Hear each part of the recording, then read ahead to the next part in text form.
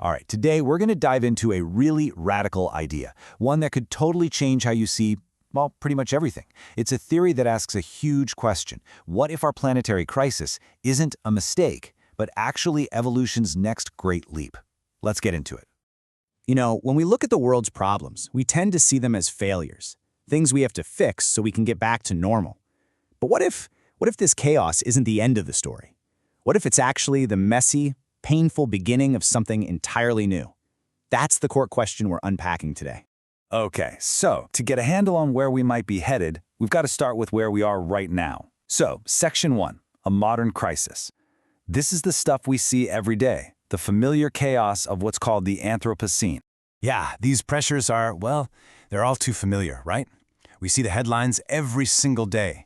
Rising CO2, a warming planet, all our e-waste, and of course, the dizzying, explosive acceleration of AI. And from our point of view, these are the bad guys. These are the existential threats we've absolutely got to fight. But here's where things get interesting. This is the pivot.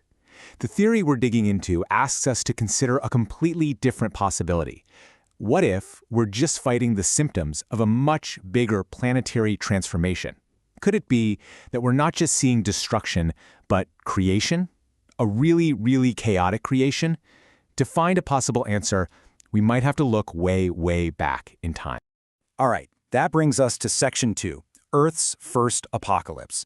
The argument here is that a blueprint for our future is actually hidden in an ancient global catastrophe. Sounds wild, I know.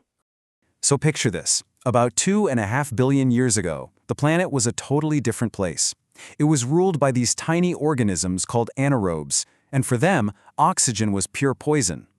Then along comes a new kid on the block, cyanobacteria, and it had this revolutionary new trick up its sleeve, photosynthesis. The only problem, its waste product was oxygen. And to the life that ruled the Earth back then, this oxygen was a corrosive, deadly, world-ending poison. It flooded the atmosphere, wiped out most of the life on the planet, and plunged the whole world into a deep freeze. Talk about a climate crisis. The result was, it was a total planetary reboot. You had the old kind of low-energy methane world just gone, wiped out. And in its place, you get this brand new high-energy oxygen world, basically setting the stage for a completely different kind of life. So, how in the world did anything survive this apocalypse? Well, the answer is just fascinating. And that brings us to Section 3, the Great Integration. Because, you see, the solution wasn't to get rid of the pollutant.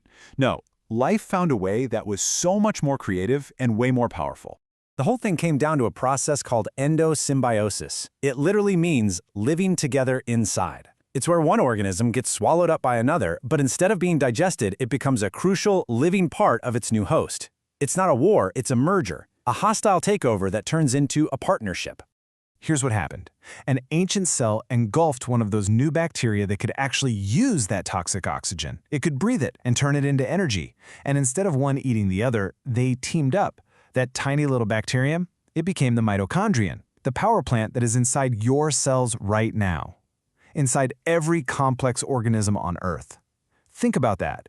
A global crisis was solved through teamwork, and it led to this incredible explosion of complex life.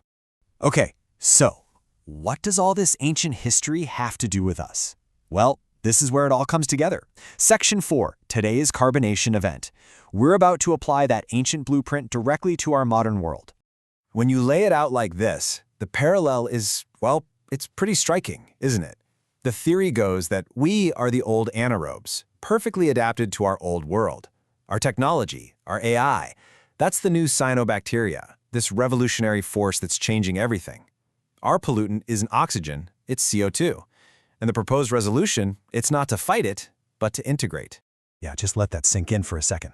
The theory is basically saying that our CO2 is the new toxic oxygen, and our technology is the new cyanobacteria. It's terraforming the planet. It's creating a whole new atmosphere, one filled not just with carbon, but with data, where purely biological humans like us, well, we might not be the best fit in the long run. So, what does this new integration actually look like? That brings us to Section 5, the human-machine symbiosis. This is about moving from just using our tools to literally becoming one with them. And this is the big one, technobiological endosymbiosis. The theory is that we're merging with our tech, not just because it's neat or convenient, but as a core survival strategy. We're forming a new kind of composite organism specifically to survive in the world that our own technology has created. Okay, now the theory predicts this really wild reversal. So step 1 is basically where we are now. We, the humans, are the hosts. We use tools, we embed tech into our lives, our phones are practically attached to us. Step 2, well, that's already starting to happen. Tech is moving from outside to inside. Think neural interfaces, advanced prosthetics. But step 3, this is the real mindbender. The technological system itself becomes the host organism, and we, humanity, become the integrated biological part living inside of it. So, if you follow this framework, survival isn't about trying to go back to the past. It's not about getting rid of the pollutant. It's about taking that next evolutionary step and merging with the very future we've built. All right, let's zoom all the way out for the conclusion. Section 6, Dawn of a New Eon. This is where we reframe all this apparent destruction as a form of creation. To really get the scale of this, think about it like this. Life on Earth has really had two major phases, or eons. First, you had the Archean eon, the age of simple, low-energy single cells. Then after that first great integration, you get the Proterozoic eon, the age of complex, high-energy cells. This theory argues that we are right now, at this very moment, standing at the dawn of a third, the Technozoic eon, the age of composite human-machine life. It's just that profound. I mean, in the billions of years of life on this planet, there have only been two fundamental, game-changing shifts in how life processes energy and information. And this theory proposes that we, you and me, are living right through the middle of the third one.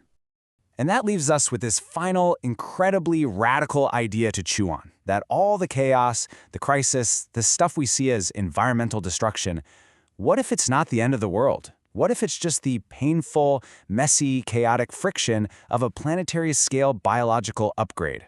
It's a completely different way to see our place in the universe, isn't it? Something to think about.